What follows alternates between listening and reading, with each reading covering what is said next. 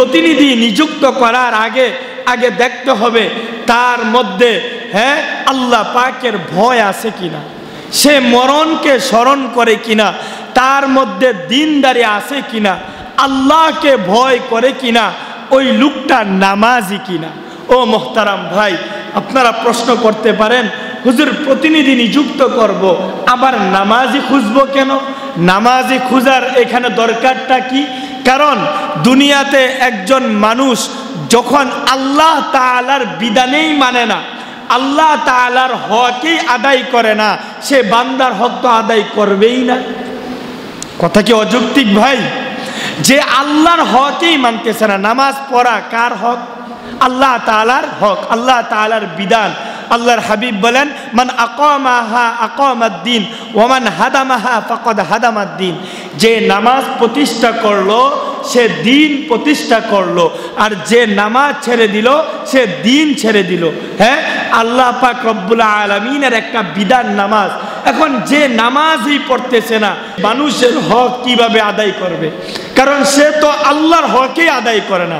এই জন্য যখন আমরা কাউকে নির্ধারণ করব, প্রতিনিধি হিসাবে নিযুক্ত করব, তখন তার মধ্যে ইনসাফ আছে কিনা দেখতে হবে, তার মধ্যে নিষ্ঠতা আছে কিনা দেখতে হবে, ওই লোকটা সততাবান কিনা দেখতে হবে। তারপরে আপনি ওই লোকটাকে সিলেক্ট করবেন। আর অন্যথায় আপনি যদি অন্য পন্থায় যান, সামান্য কিছু নিজের স্বার্থের কারণে একজন দুষ্কৃতিকর মানুষের হাতে আপনি যদি তুলে দেন সমাজটাকে, আপনি যদি তুলে দেন রাষ্ট্রটাকে, তাহলে ওই লোক ওই গদিতে বসে যত অপরাধ করবে, যত অন্যায় করবে, যত মিথ্যাচার করবে, যত জুলুম করবে, এর একটা অংশ অটোমেটিক গুনাহ আপনার আমল নামায় পৌঁছতে থাকবে। এজন্যই মুহতারাম মুসল্লি ভাইয়েরা আমার, যেই কথা বলতেছিলাম, খলিফাতুল মুসলিমিন হযরতে ওমর ফারুক রাদিয়াল্লাহু তাআলা আনহু ক্ষমতায় আসলেন। সকল সাহাবীরা জোরপূর্বকভাবেই তিনাকে খলিফা নিযুক্ত করলেন। বর্তমান সমাজে তো ক্ষমতার জন্য জীবন দিয়ে দিতে চায়, কিন্তু সাহাবীদের ইতিহাস কেমন ছিল? আল্লাহু আকবার। তাদের ইতিহাস পড়লে দেখা যায়, তাদের জীবনী পড়লে দেখা যায়, ক্ষমতা তারা নিতে চান নাই, বরঞ্চ তাদেরকে জোরপূর্বক দেওয়া হইতো। খলিফাতুল মুসলিমিন হযরতে আবু বকর, হযরতে উমর, হযরতে উসমান, হযরতে আলী, তাদের ইতিহাস যদি পড়েন দেখা যাবে তারা খেলাফতের জন্য যুদ্ধ করে নাই, বরং তাদেরকে জোরপূর্বক খলিফা বানানো হয়েছে। ইসলামী ইতিহাস ঘাটলে দেখা যায় খলিফা উমর ইবনে আব্দুল আজিজ মাত্র 2.5 বছর শাসন করেছে। তার পূর্বের গভর্নর ইন্তেকালের পর সমাজের সমস্ত মানুষ তাকে গিয়ে ধরছে, ভাই আপনি যদি খলিফা না হন, আপনি যদি আমাদের প্রতিনিধি না হন, তাহলে আমাদের অস্তিত্বই থাকবে না। সমাজের মধ্যে অনেক বিশৃঙ্খলা বেড়ে গেছে। তো খলিফা হযরত উমর ইবনে আব্দুল আজিজকে সমস্ত মানুষ ধরে তিনাকে খলিফা নিযুক্ত করলেন। খলিফা নিযুক্ত করার পর হযরত উমর ইবনে আব্দুল আজিজ যখন খলিফা হইলেন, পরিবারের কাছে গিয়ে স্ত্রীকে গিয়ে বলতেছে, ও প্রিয়তমা স্ত্রী, এতদিন পর্যন্ত তোমার হক আমি আদায় করতে পেরেছি, তোমার হক আমি পালন করতে পেরেছি।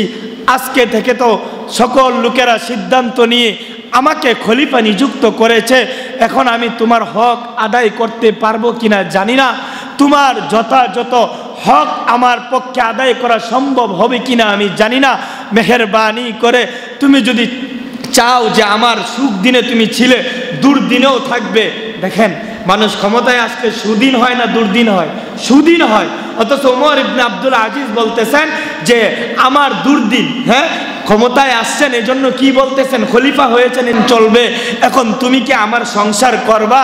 যদি চাও করতে পারো, অন্যথায় তুমি যদি চাও আমাকে আমি তোমাকে তালাক দিয়ে দিব, সংসার এখন থেকেই বিচ্ছিন্ন হয়ে যাবে। আল্লাহু আকবার। তাদের ইতিহাস ঘাটলে দেখা যায় হযরত উমর ইবনে আব্দুল আজিজ তিনি কেমনভাবে শাসনকাল করেছেন, তিনি কেমনভাবে পরিচালনা করেছেন তার সমাজ, তার রাষ্ট্র। আল্লাহু আকবার। তার সময়ে এক ঘাটে বাঘ এবং হরিণ পানি পান করছে। সুবহানাল্লাহ। এক ঘাটে তার শাসনকালে মাত্র 2.5 বছর শাসনকাল করেছে। তার বিলাসপ্রিয়তা কেমন ছিল, তিনি এত সুন্দর সুগন্ধি ব্যবহার করতেন যে তার সুগন্ধির কারণে আশপাশের মানুষ বুঝতো যে এই রাস্তা দিয়ে খলিফা হযরত উমর ইবনে আব্দুল আজিজ হাইটা গেছেন।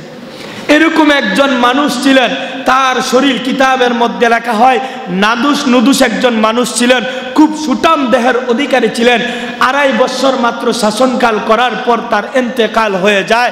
তাকে যারা গোসল দিয়েছে তারা বলে যে এই দায়িত্বের চিন্তায় তার হালত এমন হয়েছে, তার সুঠাম দেহটা নষ্ট হয়ে গেছে, তার শরীরটা জীর্ণ শীর্ণ হয়ে গেছে। তার মৃত্যুর সময় তার শরীরে আমরা গোশত খুঁজে পাই নাই, শুধুমাত্র হাড্ডি দেখতে পেয়েছি। আল্লাহু আকবার। ও মুহতারাম মুসল্লি ভাইয়ারা আমার, তারা চিন্তায় ব্যতিব্যস্ত হয়ে থাকতো। আরে আমি তো এটা পরিচালনা করতেছি, আমার তত্ত্বাবধানে যারা আছে একজন যদি না খায়া থাকে আল্লাহর আদালতে আমাকে জবাব দিতে হবে। একজন যদি ক্ষুধার্ত থাকে আল্লাহর আদালতে আমাকে জবাব দিতে হবে।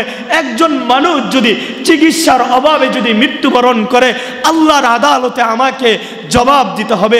এরকম ভয়ে সর্বদাই ভীত সন্ত্রস্ত ছিল।